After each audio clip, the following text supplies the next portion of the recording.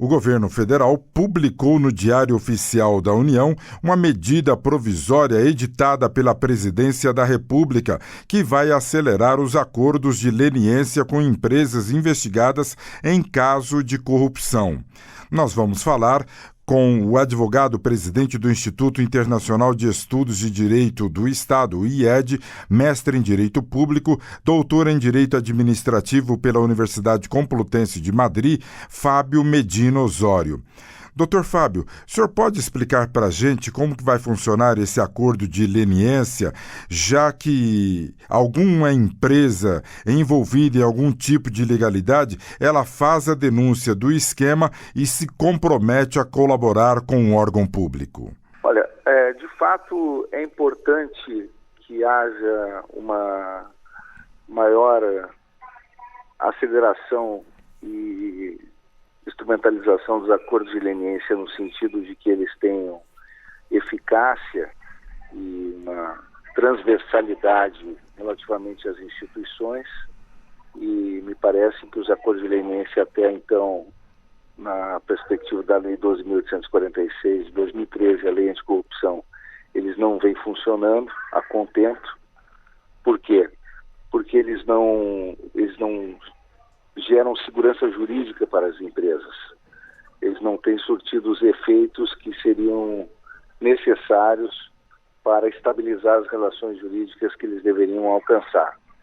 Então, o ponto mais positivo desta alteração me parece que é a previsão de que haja a pluralidade de atores nesses acordos de leniência, seja quanto à participação das advocacias públicas, seja quanto à possibilidade de participação do Ministério Público nessa esfera administrativa. E quando houver essa participação, ou seja, uma mesa plural, com vários atores colegitimados para as ações civis públicas e mesmo ações criminais, haja, então, a possibilidade de um acordo que gere efeitos em múltiplas esferas simultaneamente. Então, nesse passo, a alteração da lei, ela visa uma estabilização muito mais eficaz das relações jurídicas que venham a ser tuteladas nesse acordo de leniência, alcançando inclusive as ações de improbidade administrativa e gerando aquela tutela coerente no microsistema de combate à corrupção.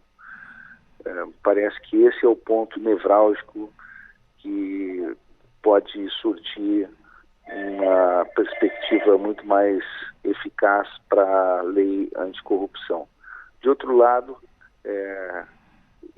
foi um projeto que tramitou, o que vem sendo discutido no Congresso Nacional, passando pelo Senado, passando pela Câmara, e que serviu de subsídio para essa medida provisória em boa parte, de modo que não se pode dizer que tenha sido ausente ou que tenha estado ausente o debate da sociedade em torno ao conteúdo que colimou neste projeto, nesta medida provisória. Dr. Fábio Medina Osório, como que funcionará esse acordo de leniência depois desta publicação no Diário Oficial? Como a empresa faz o quê? Bom, as empresas, me parece que o mais importante é que a empresa que pretende fazer uma coisa de leniência, obviamente, ela precisa estar sentada numa mesa em que haja vários atores colegitimados. Esse é o ponto mais importante. Se a empresa pretender realmente ter estabilidade nas relações jurídicas que venham a ser tuteladas por um acordo de leniência, ou seja, ela vai fazer um acordo de leniência e ela não quer continuar sofrendo o risco de uma ação de improbidade ou outras ações, ela tem que buscar o máximo de participantes possíveis e olhar à sua volta qual é o espectro de ações que ela pode sofrer em face daqueles mesmos fatos. E aí buscar esses atores colegitimados e trazê-los para a mesa de negociação para envolver a busca desse acordo. É isso que a alteração legislativa, no caso a medida provisória, que acolhe essas alterações, acolhe essas perspectivas, esse projeto, ela agasalha esse ideário de segurança jurídica que ela proporciona. Então, o que a empresa deve fazer? A empresa deve trabalhar com uma visão transdisciplinar, uma visão interinstitucional e ter a perspectiva, portanto, de uma atuação, digamos assim, de transversalidade, olhar quais são as instituições envolvidas na apuração do ilícito, quais são as consequências jurídicas nas múltiplas esferas que aquele ilícito pode alcançar. E aí, trazer para uma mesa de negociação todos os atores que podem acioná-la nessas múltiplas esferas. Trazer o Ministério Público, trazer a Advocacia da União, trazer a Procuradoria Federal, trazer, se for o caso, de outras esferas, porque eventualmente pode o ilícito transcender a instância da União Federal, perpassar estados ou municípios. Então, é necessário ter uma visão global sobre o ilícito, sobre as instituições envolvidas, sobre os riscos, os cenários todos, para que o acordo surta efeitos. Quem não estiver sentado na mesa de negociação, quem não for partícipe do acordo, não será afetado pelos seus efeitos e poderá ajuizar uma ação contra a empresa. Então, o mais importante nesse instrumento é que a empresa tenha uma noção completa sobre os cenários de risco e sobre as instituições que podem ajuizar ações, o que estejam colegitimadas, as instâncias potencialmente envolvidas e, portanto, que ela tenha a condição de aquilatar todos esses riscos e, com isso, tenha a proteção jurídica integral com o acordo. Isso é que vai proporcionar a segurança jurídica e a estabilidade das relações que vão ser tuteladas por esses instrumentos. Parece que aí é importante porque o acordo ele também proporciona o quê?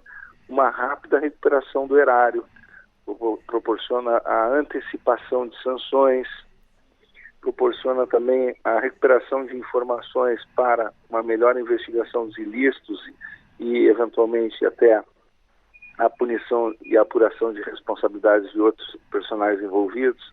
Então, é o acordo, o chamado direito consensual, uma faceta do direito sancionador muito importante na medida em que ele é um veículo que reduz os índices de impunidade, como nós estamos hoje observando na Operação Lava Jato. Quer dizer, a partir justamente do avanço dos acordos de leniência, dos acordos de delação premiada, que se tem uma rápida redução dos índices de impunidade, uma recuperação de recursos desviados que haviam sido desviados em detrimento ao erário, que estão sendo recuperados em benefício da sociedade.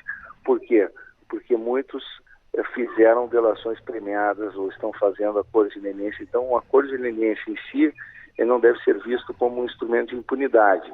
Ele deve ser visto, sim, como um instrumento submetido à regulação, cada vez mais a pautas de transparência e, portanto, é fundamental para a ótica da empresa que ela atue em busca da segurança jurídica e sempre com um olhar voltado a esse microsistema de tutela da corrupção e da improbidade. Esse microsistema envolve várias instituições. Ela tem que trazer essas instituições para a mesa de negociação e ficar atenta para essa principal transformação que veio veiculada, né, nesta medida provisória, que é a possibilidade dessas instituições que antes atuavam mais estritamente ou preponderantemente na esfera judicial, agora participarem na instância administrativa desses acordos e poderem estabilizar essas relações mesmo antecipadamente na instância administrativa, como é o caso do Ministério Público, como é o caso das advocacias públicas, que podem, portanto, participar desses acordos e já evitar que esses litígios aconteçam na esfera judicial.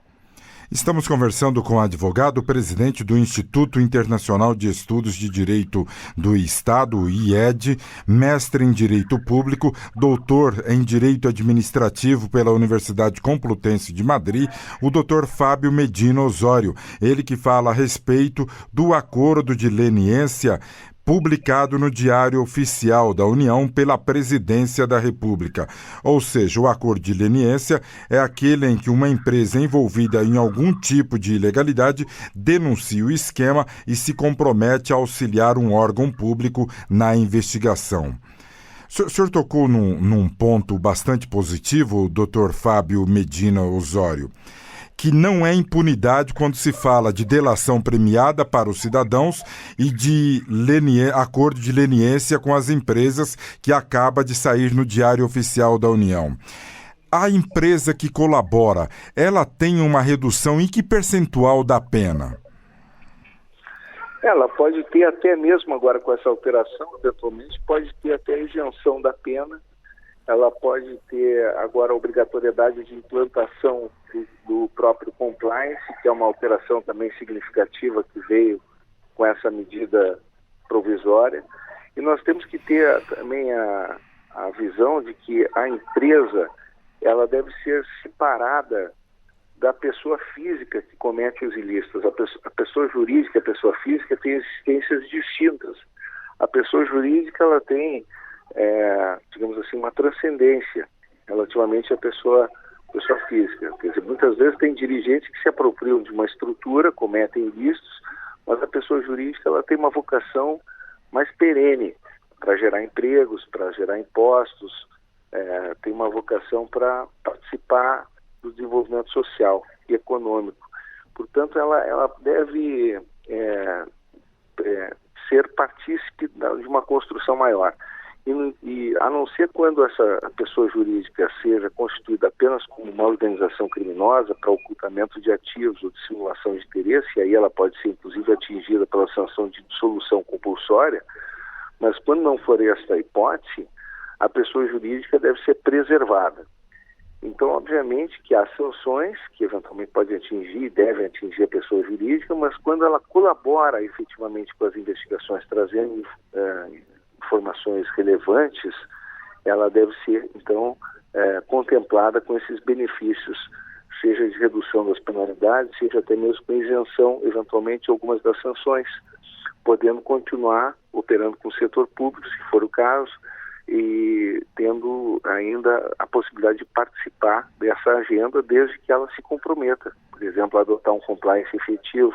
O que é o compliance efetivo? Não é simplesmente copiar e colar códigos de conduta aí da internet ou fazer uma máscara de código de conduta, algo simplesmente como uma fórmula de blindagem frente às responsabilidades que advêm da lei anticorrupção, mas sim um compliance autêntico, verdadeiro, com a instituição de compliance officer independente dentro da estrutura organizacional, que remeta a uma organização que mostre uma autorregulação real, uma investigação privada de ilícitos, uma organização que demonstre uma verdadeira sustentabilidade ética dessa empresa. Quer dizer, um compromisso com essas pautas de governança que hoje se exige das pessoas jurídicas privadas. Por isso é que nós temos que preservar os empregos, tem que preservar aquilo que a empresa tem que possuir como recursos até para poder ressarcir o erário, porque se você destrói as empresas, ela não tem como sequer ressarcir o erário. Então é óbvio que nós temos aí uma agenda que precisa ser levada em consideração pelo setor público. E separando o que é o interesse do dirigente, da pessoa jurídica, da pessoa física, e o que é o interesse da própria pessoa jurídica. Então, essa distinção entre a pessoa jurídica e a pessoa física, ela está na base do que se denomina aí do compliance. Quer dizer, a pessoa jurídica não deve ser utilizada como instrumento para a proteção dos ilícitos praticados por pessoas físicas. Quando a pessoa física comete um ilícito em detrimento da própria sociedade ou do setor público, a pessoa jurídica não pode servir como uma forma para cobertar esses ilícitos. Ela não pode ser uma máquina para proteção das pessoas físicas que usaram a sua estrutura como um veículo para cometimento desses ilícitos. Não pode servir para ocultar ativos, nem para dissimular esses interesses. Ela tem que cooperar com as autoridades públicas. São os novos paradigmas que a legislação anticorrupção no plano internacional introduziu a partir de tratados internacionais dos quais o Brasil é signatário, das convenções das quais o Brasil faz parte. E é esses novos paradigmas que devem ser devidamente compreendidos. Quer dizer, as pessoas jurídicas não têm mais uma uma perspectiva de serem apropriadas por pessoas físicas, ainda que sejam fundadas assim por grupos familiares. Então, quando essas pessoas físicas se apropriam e usam pessoas jurídicas para cometimento de ilícitos, elas devem ser afastadas das pessoas jurídicas, sumariamente afastadas, e as pessoas jurídicas têm o dever de cooperar com as autoridades públicas. Por isso, um compliance officer independente dentro das estruturas organizacionais é fundamental. Ter uma garantia, um mandato, autonomias funcionais, ter a capacidade e as competências para investigar no âmbito privado os próprios ilícitos, ter um canal de denúncias e esse gerenciamento desse canal de denúncias apto e com credibilidade para poder efetivamente vincular as informações. Então, tudo isso que se denomina como compliance efetivo, um compliance real, que mostre o compromisso com essas pautas de sustentabilidade ética que se exige hoje no âmbito das empresas privadas. De certo modo, o poder público ele transferiu algumas das incumbências, que eram incumbências de um espaço público, para o âmbito do privado. Então, nós temos hoje o setor privado que ocupa um espaço público, eu diria, não estatal. Então, todo o setor privado passa a ter responsabilidades por investigação de ilícitos, por prevenção de corrupção, né, por evitar determinados ilícitos. Então, são novos parâmetros que norteiam a sociedade global, não só no Brasil, mas nós estamos falando mundialmente, como acontece hoje. E, por isso, tem que se adaptar, o empresário tem que se adaptar à observância de deveres públicos, mesmo no setor privado. Então, no âmbito privado, há uma imperiosa observância de deveres públicos. Isso tudo faz com que haja uma transformação de paradigmas e uma necessidade de adaptação a esses novos modelos. São roupagens normativas totalmente diferentes que vão nortear a relação entre o público e o privado e como o setor privado passa a ter que se comportar frente a essas novas exigências. Então, sem dúvida alguma, a questão como isso impacta agora o acordo de leniência. O acordo de leniência passa a ser um instrumento que possibilita que essas pessoas jurídicas venham ao regulador e prestem informações e colaborem efetivamente e aportem aquilo que de mais valioso tem, quer dizer, que é essa cooperação mais estreita entre o público e o privado, entre regulado e regulador, para coibir esses ilícitos, para reprimir a corrupção, a lavagem de capitais, essas transgressões todas que são tão nefastas à sociedade. E aí, essa pessoa jurídica, mostrando que está dentro desses paradigmas que se exige, ela passa a contar com todos os benefícios necessários. Ela vai estar promovendo uma faxina ética dentro das suas estruturas e ela vai ser absorvida pela sociedade, ela vai ter sequência nas suas atividades. Vai continuar gerando os empregos, vai continuar gerando os impostos, vai continuar sendo habilitada a poder ressarcir o erário que eventualmente foi prejudicado pelas ações dos seus dirigentes. Então é nesse sentido que também vai se viabilizar uma agenda de continuidade, de desenvolvimento, de aproveitamento de toda uma expertise que foi desenvolvida lá atrás. Enfim, por isso é salutar sim que haja o estímulo a essa faceta do direito que se chama direito consensual, que se produz como uma fórmula que descongestiona a máquina punitiva, mas que ao mesmo tempo se realiza à sombra desse chamado direito sancionador. À medida que o direito sancionador está fortalecido, o direito consensual, que são os acordos de leniência, acordos de delação premiada, termos de ajustamento de conduta, ele também se fortalece justamente para evitar a incidência desse direito sancionador mais robusto. Esse direito consensual forte, ele também se cria e se produz com muito mais intensidade, justamente porque a expectativa dos administrados e dos jurisdicionados é para evitar um enfrentamento com um regulador poderoso, ele prefere fazer os acordos. Estamos conversando com o advogado-presidente do Instituto Internacional de Estudo de Direito do Estado, IED, mestre em Direito Público, doutor em Direito Administrativo pela Universidade Complutense de Madrid, o Dr. Fábio Medina Osório, ele que fala a respeito do acordo de leniência. Doutor Fábio, a explicação do senhor ficou bem clara, né? Separando o cidadão que está à frente da empresa e da questão jurídica, né? Mas o processo, a pessoa, ela é afastada da empresa enquanto acontece a investigação, só que a investigação desse cidadão que foi afastado à frente da empresa, ela continua em curso, independe da empresa, né? Exatamente, eu diria mais até, porque dentro desse modelo de autorregulação mais robusta, o dirigente, quer dizer, o infrator, a pessoa física, ele deve enfrentar, a priori, uma investigação das autoridades reguladoras externas e da própria empresa. É assim que deveria funcionar, porque o primeiro a desencadear uma investigação efetiva e intensa sobre qualquer infrator deveria ser a própria empresa. Por isso que nós denominamos como a investigação privada de ilícitos. Quer dizer, ele tem que ter o seu setor investigatório muito forte. A própria empresa, ela tem que ser a primeira a ter condições de detectar os ilícitos, não só prevenir, porque é impossível que, por exemplo, dependendo do porte da empresa, haja a possibilidade de evitar ou garantir que não haja um ato de corrupção, assim como é impossível no setor público evitar 100% atos de corrupção, seja em qualquer instituição, no judiciário, no Ministério Público, em qualquer instituição.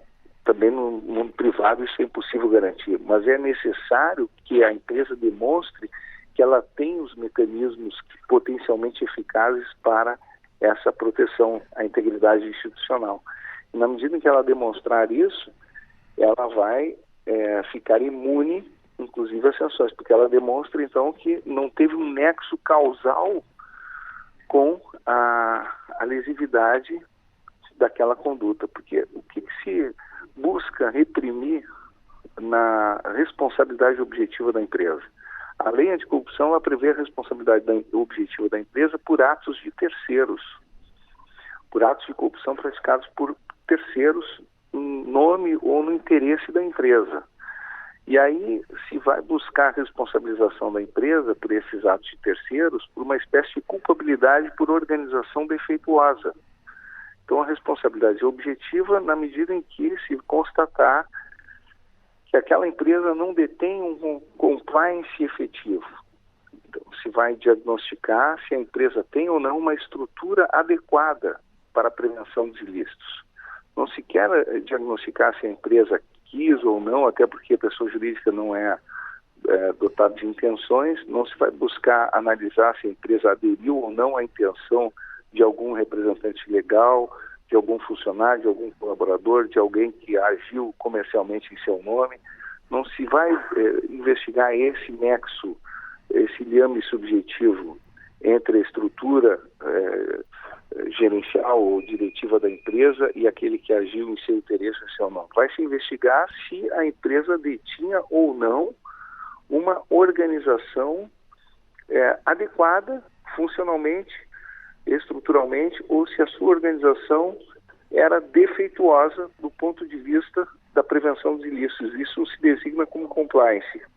Ora, se essa organização era uma organização inadequada, era uma organização que não tinha um compliance efetivo, não tinha um compliance officer, não tinha os instrumentos idôneos, não tinha os mecanismos e as ferramentas que se consideram com credibilidade institucionais necessários, então a empresa será punida objetivamente, com responsabilidade objetiva. Mas se a empresa mostra que estava municiada com todos esses instrumentos aptos à proteção da integridade institucional interna, então ela corta o nexo causal entre a conduta lesiva praticada por terceiro e o resultado. E aí, nesse caso, ela fica imune à própria responsabilidade, porque corta um dos elementos da responsabilidade que é o nexo causal. Então, nesse sentido, o compliance efetivo passa a ser uma exigência imprescindível para que todas as empresas brasileiras que atuam no Brasil ou no exterior e as empresas estrangeiras que atuam no Brasil, pessoas jurídicas privadas, implantem. E esse compliance, nós entendemos que ele é, hoje, raramente perceptível. Por quê? Porque muitas empresas acreditam que estão implantando um compliance simplesmente por estarem colocando códigos de conduta, códigos de ética nas suas estruturas, e isso é claramente insuficiente no olhar da Controladoria Geral da União, e eu tenho convicção de que também será na visão do Ministério Público Brasileiro, porque nós temos aí uma dupla feição, né, um duplo olhar fiscalizatório, tanto no âmbito judicial das advocacias públicas, do Ministério Público, quanto no âmbito administrativo. Teremos aí no âmbito federal, no âmbito estadual, nos municípios, enfim, os órgãos, as autoridades administrativas. Então, os reguladores são muitos, mas certamente o conceito-chave para essa compreensão será o conceito de compliance efetivo. E esse compliance efetivo ele tem que ser compreendido a partir da ideia matriz de um compliance independente, compliance officer independente. E para que isso se faça presente, você precisa ter determinadas autonomias para exercício dessas funções.